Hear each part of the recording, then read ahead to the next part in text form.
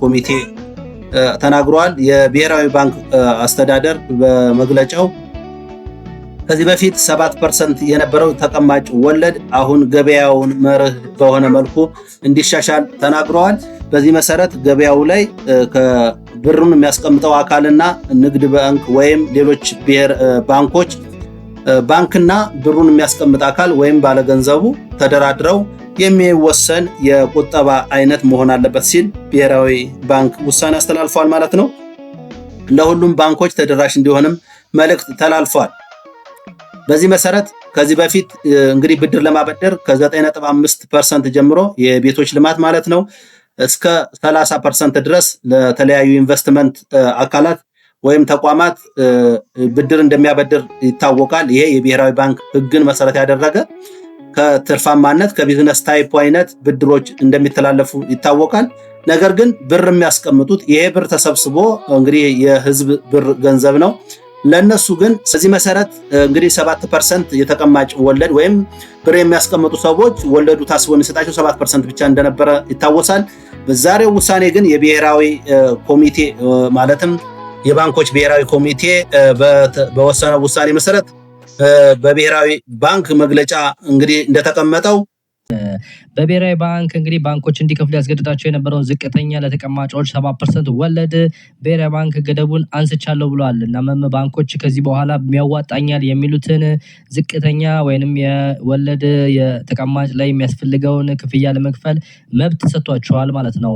ይህንንም አንድ መመሪያ ብቻ ሳይሆን ብሔራዊ ባንክ ዛሬ ያሳወቀው ሌላኛው ደግሞ ባንኮች ከሚሰበስቡ ተቀማጭ በቀን 2% ሪዘርቭ ወይንም መጠባበቂያ እንዲያስቀምጡ የሚያስገድደውን ገደብ በጣም በማሳደግ 10% የመጠባበቂያ የተቀማጭ መጠባበቂያ ሪዘርቭ እንዲያስቀምጡ ነው መመሪያ የሰጣቸው። እንግዲህ እነዚህ ሁለት መመሪያዎች ሁለት የተለያየ ተጽዕኖ ሲኖራቸው በተለይ የመጀመሪያው ወለድ ገደብ 7% አነስተኛው መነሳት የበለጠ በሀገራችን የባንኮች የእርስ በርስ ውድድርን በከፍተኛ ሁኔታ የሚጨምር ሲሆን ለህብረተሰቡም የተሻለ አገልግሎት ለመስጠትና የተሻለ ጥቅም ለመስጠት ባንኮች እርስ በርስ በጣም ከፍተኛ ኮምፒቲሽን እንዲፈጥር የሚያስችል ለኢኮኖሚም የተሻለ እንድምታ ይኖራል ተብሎ ይጠበቃል።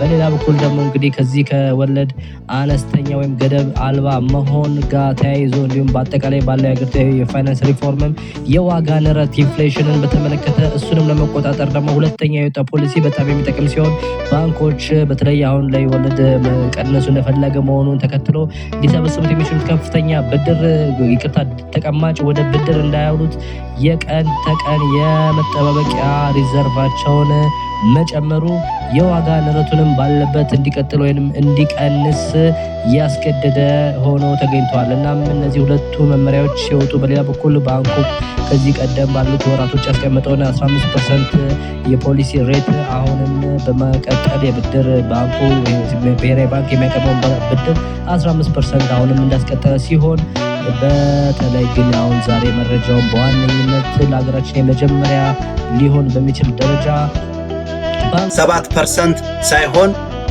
ሊቀንስም ሊጨምርም በሚችል መልኩ ገበያውን መሰረት ያደረገ ድርድር በማድረግ ገንዘብ የሚያስቀምጡ አካላትና ባንኮች ድርድር በማድረግ የወለድ ምጣኔውን ማሳደግም መቀነስም እንደሚችሉና ገበያ መር መሆን እንዳለበት ተናግረዋል። ይሄ ማለት ዶላር እንደሚመራበት ብድር እንደሚመራበት የተቀማጭ ገንዘብም በዚያ መሰረት መሆን እንዳለበት ተናግረዋል። ይህንን መሰረት በማድረግ ምናልባት ከሳምንት በፊት አንዳንድ ባንኮች ቅድመ ዝግጅት እንዳደረጉ መረጃዎች ወጥተው ነበረ።